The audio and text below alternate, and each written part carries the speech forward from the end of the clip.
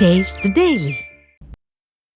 கடலூர் மாவட்டம் பன்ருட்டி அருகே வேளாண்மை கூட்டுறவு கடன் சங்க அலுவலகம் அருகே சாலையில் கழிவுநீர் தேங்கி நிற்பதால் மக்கள் அவதியடைந்துள்ளனர். காமராஜர் நகர் முதல் தெருவில் நகராட்சி நிர்வாகம் முறையாக வடிகால்களை தூர்வாராததால் கழிவுநீர் சாலையில் வெளியேறி துர்நாற்றம் வீசுவதால் நோய் தொற்று ஏற்படும் அபாயம் உள்ளது. இதுகுறித்து புகார் அளித்தும் விடிய அரசின் நகராட்சி நிர்வாகம் மக்கள் நலனில் அக்கறையின்றி செயல்படுவதாக குற்றம் சாட்டப்படுகிறது. நாகை மாவட்டம் தலைஞாயிறு பேரூராட்சியில் புதிய சமுதாய கூடத்தை அதிமுக முன்னாள் அமைச்சர் ரிப்பன் வெட்டி திறந்து வைத்தார். ஜீவா நகர் 14வது வார்டில் ஆதிதிராவிடர் சமுதாய கூடம் கட்டி முடிக்கப்பட்ட அதிமுக முன்னாள் அமைச்சரும் வேதாரண்யம் சட்டமன்ற உறுப்பினருமான OS மணியன் ரிப்பன் வெட்டி குத்துவிளக்கு ஏற்றி திறந்து வைத்து நலத்திட்ட உதவிகளை வழங்கினார். இந்நிகழ்ச்சியில் மாவட்ட மகளிர் அணி இணை செயலாளர் உமா கார்த்திகேயன் மற்றும் மாவட்ட ஒன்றிய பேரூர் கழக நிர்வாகிகள் கலந்து கொண்டனர். திருவள்ளூர் அருகே முதியவரை தாக்கி கொலை செய்ய முற்பட்ட 3 சரித்திர பதிவேடு குற்றவாளிகள் பிடிபட்டனர். காக்கலூர் MBC நகரைச் சேர்ந்த ரஃபிக் இஸ்மாயில் என்பவரை கடத்திச் சென்ற கும்பல் ஒன்று அவரை தகாத வார்த்தைகளால் பேசி தாக்கி அவரிடம் இருந்து பணத்தை பறித்ததோடு அவரை கொலை செய்யவும் முயன்றதாக கூறப்படுகிறது.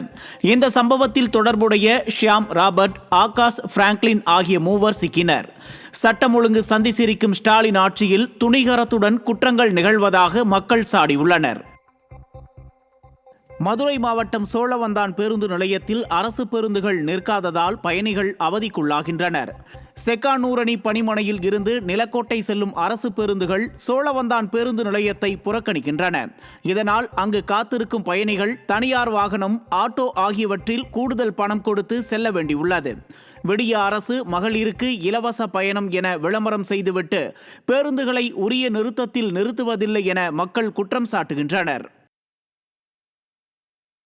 விருதுநகர் மாவட்டம் ராஜபாளையத்தில் குடிநீர் குழாய் உடைந்து சாலைகளில் தண்ணீர் வீணாகி தேங்கி உள்ளதால் மக்கள் அவதியடைந்து வருகின்றனர்.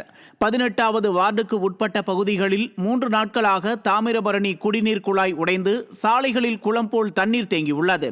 இதனால் ஒரு பக்கம் குடிநீர் கிடைக்காமலும் மறுபக்கம் சாலைகளை பயன்படுத்த முடியாமலும் மக்கள் அவதியடைந்து வருகின்றனர். அப்பகுதி கவுன்சிலர் சோலைமலை அதிமுகவை சேர்ந்தவர் என்பதாலேயே விடியா நகராட்சி நிர்வாகம் தங்கள் பகுதியை புறக்கணிப்பதாக குற்றம் சாட்டும் பொதுமக்கள் இதே நிலை தொடர்ந்தால் போராட்டம் நடத்தப்படும் என எச்சரித்தனர்.